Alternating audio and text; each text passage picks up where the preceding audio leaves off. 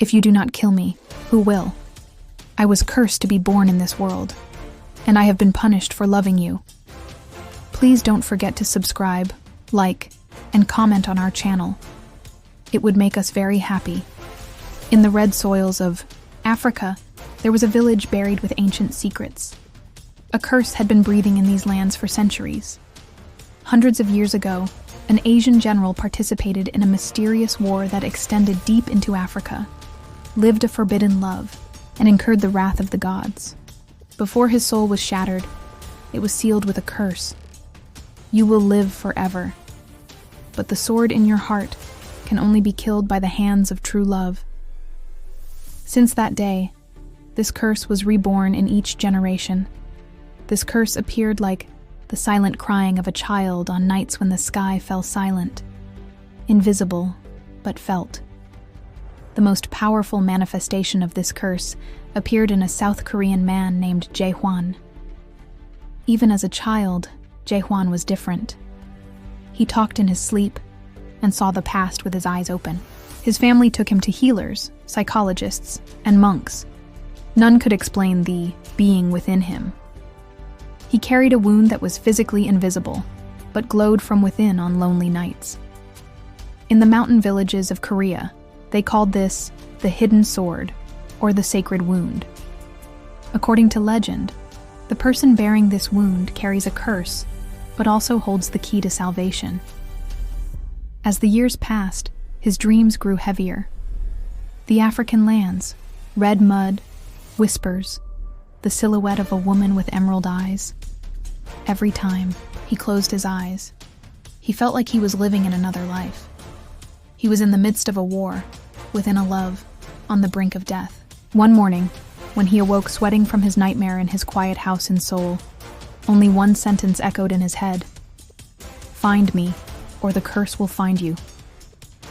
At that moment, Jae-hwan realized he could no longer endure.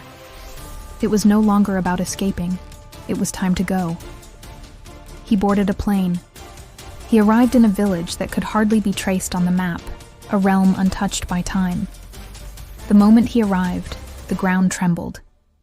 The villagers watched the man's steps from afar, whispering in fear. The air changed with his arrival. It was as if the wind shifted, and the land began to breathe. As Jae-hwan approached the village square, the wound in his chest began to shine, like a silent star. This light awakened fears that had long been buried. Elderly women lowered their heads, and children hid behind their mothers. 3 wizard women had gathered in the corner of the square. Their hair was braided with bone beads, their hands calloused with centuries of prayers. The eldest whispered, keeping her eyes on Jae-hwan, "The earth trembles. Time bends. The war within the darkness begins anew. And this time, it will be the end." In their eyes, there was not fear, but preparation, because they had been waiting for this moment. Nyara was the protector of the village. She had seen many wars at a young age, spilled blood for her people, but had never shown her tears. Her emerald green eyes were always alert, whether in war or peace. The silence that had lasted for years was broken by Jae-hwan's arrival. In their first encounter, they stood like enemies. When their eyes met, something like lightning struck in the silence between them. "Who are you?" Nyara asked, squinting, her voice calm, but every fiber of her body was on alert. She looked into his eyes, hesitant to be afraid, but the whispers inside her told her that this man was a disaster. Jae-hwan did not step back. He stood, took a deep breath, and spoke as if carrying 100 years of weariness.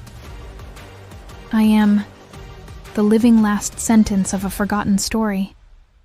I am a man born with a curse. Every step I take reminds the earth of its ancient pains. But I feel that my fate rests in your hands, because in my dreams, you were the one who killed me with your tears." Nyara's face froze. Her breath caught. Her eyes sparkled for a moment. Silence was the only bond between them. She didn't believe him. She wanted to test him. Swords were drawn. In their first battle, Nyara's dagger grazed Jaehwan's face. But the man did not bleed. Light seeped from the wound. Nyara pulled back. "You are not human." "I am an unfinished immortal," said the man. "And the answer to everything lies in your eyes." The village elders told that this union was foretold in prophecies. When the bride arrives, the sword is drawn. Yet at that time, both love is born and the apocalypse. Whether they wanted it or not, Jaehwan and Nyara were assigned together. They did not trust each other, but their eyes could not part from one another. When they patrolled at night, they did not speak, but they kept an eye on the same enemy.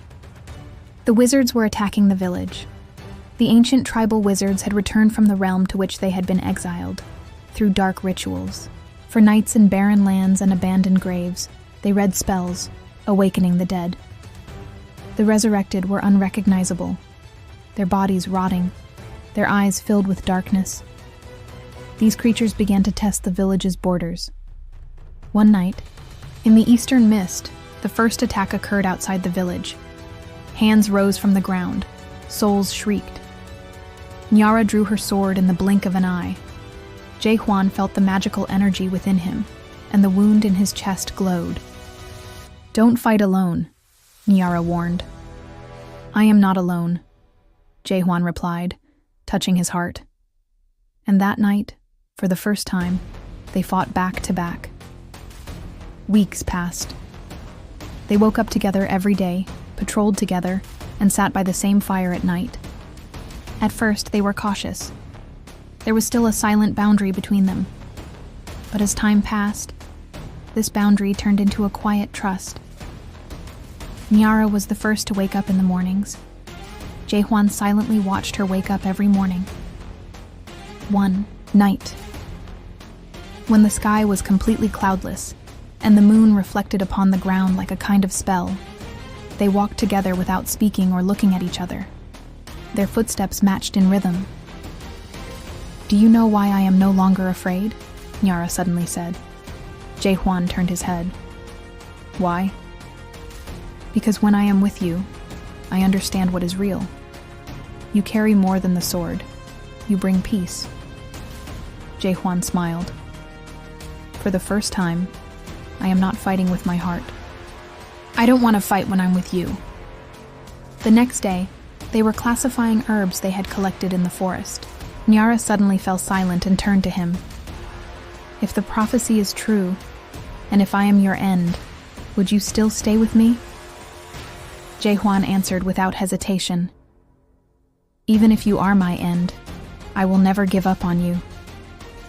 That night, for the first time, they touched each other's hands, silently, sharing their mutual fears. This time period sowed the seeds of the trust and love that gradually blossomed in their hearts. The day of the Great War arrived, and Jaehwan and Nyara fought back to back. The wizards were calling fire from the sky, screaming the souls of the dead. As darkness fell, the ground cracked. The wound in Jaehwan's chest glowed. And at that moment, Nyara turned to him. "Either this curse ends now, or we all die." Jaehwan knelt. He dropped his sword. His eyes filled with tears. "I love you, and if this love kills me, that is my acceptance." Nyara's hands shook. She took the sacred sword. "I loved you too, but if this is the way to save you, I will not hesitate to plunge it into your heart." The sword merged with the light. Jaehwan's scream tore through the heavens, but the man did not die. He simply vanished. Half of his soul was trapped in another dimension.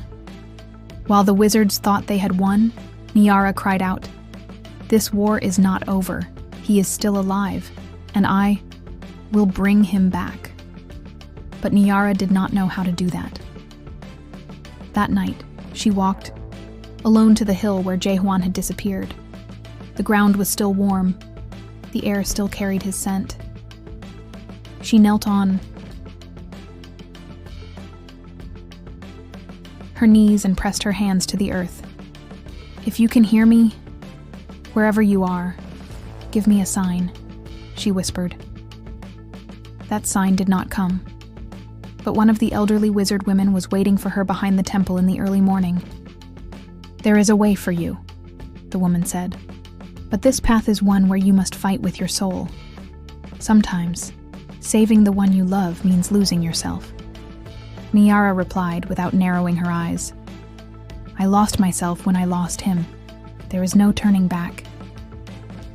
Thus, guided by the wizard woman, Niara entered a passage to the realm of souls. For nights, she performed rituals, her body burned, her mind cracked. Time flowed differently there. Suddenly, she was thrown back into the past, and the moments she spent with Jae-hwan rushed through her eyes like the wind.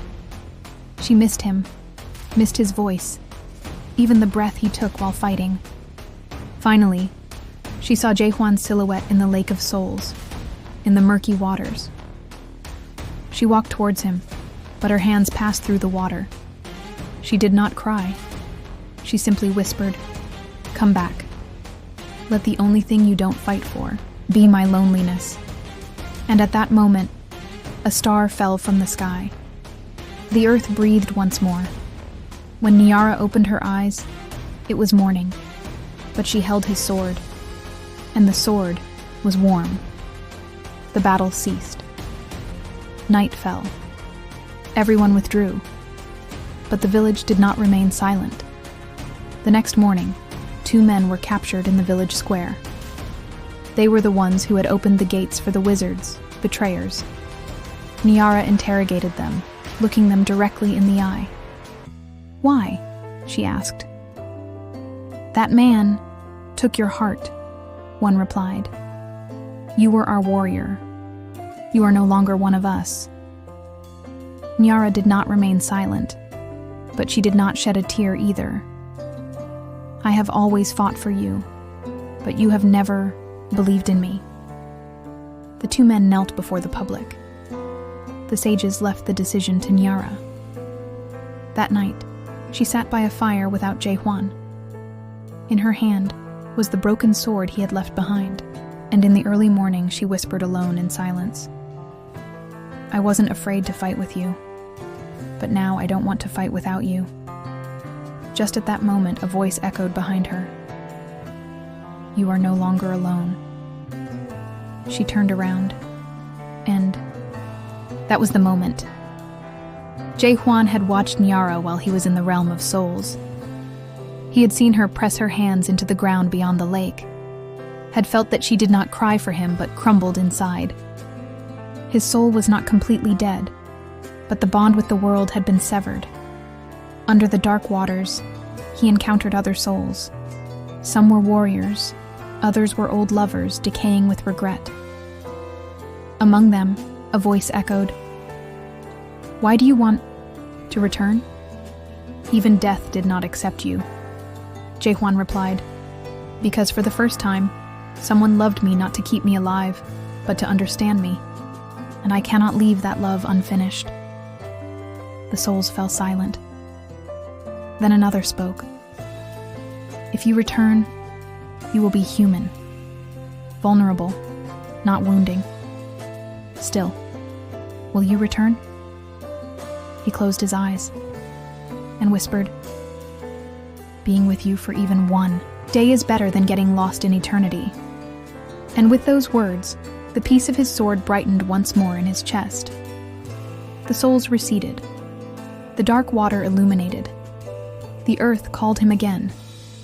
At that moment, he appeared behind Niara. She turned around, and that was the moment. Jae-hwan had returned as a human. But his eyes still carried the burden of that ancient immortality. They walked to the center of the square. The crowd watched them in silence. And Jae-hwan, in the middle of the crowd, whispered loudly enough for everyone to hear, "I risked death with her. She gave me life back. This is my bride. This is my home." Niara held his hand. Her eyes were filled with tears, but her voice was clear. and this is my warrior. Not my heart, but the man standing beside me protects me. And thus, from the ashes of betrayal, love was reborn.